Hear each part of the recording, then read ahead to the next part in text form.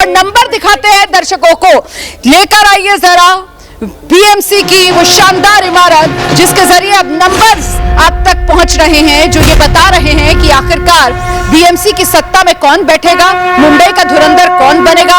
इसकी तस्वीर काफी हद तक अब साफ होती हुई 138 वार्ड है फिलहाल जहां पर गिनती चल रही है, और ऐसे में 138 में बीजेपी गठबंधन 85 पर, शिवसेना गठबंधन 61 पर, कांग्रेस गठबंधन 9, अन्य के खाते में 3 सीटें जाती हुई।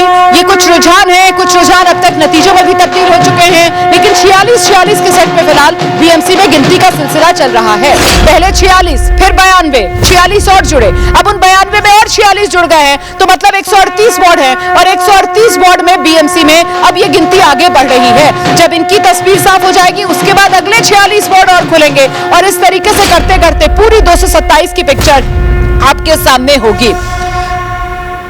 और आइए महाराष्ट्र नगर निकाय चुनाव आपको पूरी तस्वीर दिखाते हैं, और पूरी तस्वीर जो है आप जानते हैं कि 29 नगर निकाय हैं महाराष्ट्र के जहां पर वोट डाले गए हैं, और आज जहां गिनती का सिलसिला चल रहा है इसमें अलग अलग रीजन से हैं। वो मराठवाड़ा आप देख रहे हैं जिसमें संभाजीनगर, जालना, लातूर, परभणी और नांदेड़। मराठवाड़ा रीजन में आप देख सकते हैं 5 में से 3 बीजेपी और 2 अन्य के खाते में जाता हुआ। विदर्भ पूरा बीजेपी क्लीन स्वीप कर रही है, नागपुर, अकोला, चंद्रपुर, अमरावती।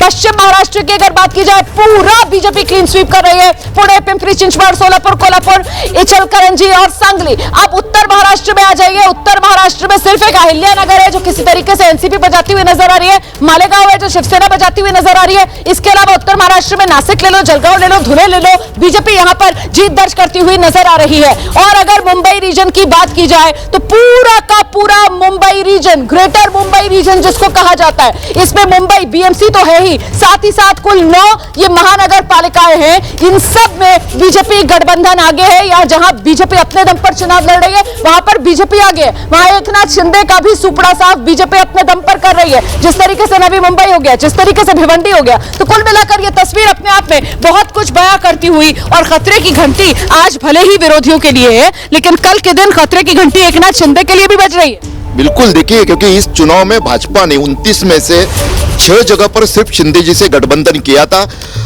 9 कम से कम मनपा ऐसे जहां पे अपने बलबूते पर भाजपा अकेली लड़ रही थी, वो सभी मनपाए वहां पर हमें अगर देखा जाए तो भाजपा जीतती हुई दिखाई देती है, जो ट्रेंड अभी के उसमें। तो जाहिर बीजेपी अकेले अपने दम पर लड़ रही है, वो सारी 9 की 9 नगर निगम वहां पर बीजेपी जीत रही है। नाम लेके बताता हूँ, पुणे, पिंपरी चिंचवड, सोलापुर, मीरा भाईंदर, धुलिया, जालना। सिर्फ जालना का अपवाद है क्योंकि वहां पर अभी तक मुझे नहीं दिखाई दे रहा। लातूर और परभणी भी ठाकरे की पार्टी आगे दिखाई दे रही है अभी। तो परभणी और जालना को अगर हम लोग अपवाद करें तो बाकी जगह पर भाजपा आगे दिखाई दे रही है। बिल्कुल, ये जो बीजेपी का टारगेट है कि महाराष्ट्र में हमें 40% से आगे वोट्स लेना है, और जैसे राजस्थान, मध्य प्रदेश, गुजरात, वो जो नॉर्थ का ट्रेंड है बीजेपी का, बिहार से अभी चालू हो गया, वो महाराष्ट्र में भी उनको लाना है।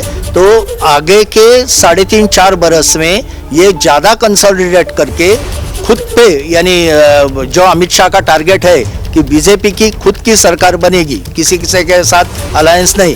तो जैसे आपने कहा, ये शिंदे जी को और अजित दादा को भी सोचना पड़ेगा कि ये भी एक खतरे की घंटी है। लेकिन फिलहाल सबसे बड़े झटके के तौर पर अगर देखा जाए तो यकीनन सबसे बड़ा झटका उद्धव ठाकरे के लिए।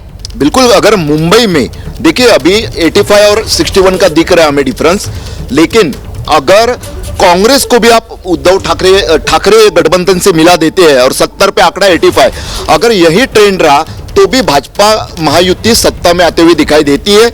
लेकिन अगर कांग्रेस के अगर जगह बढ़ती जाती है तो भी भाजपा के लिए भी थोड़ा खतरा है। लेकिन मुंबई अकेली मनपा है जहां पर ठाकरे महायुति ने अपने अस्तित्व का मुद्दा बनाया था, अस्मिता के आधार पर।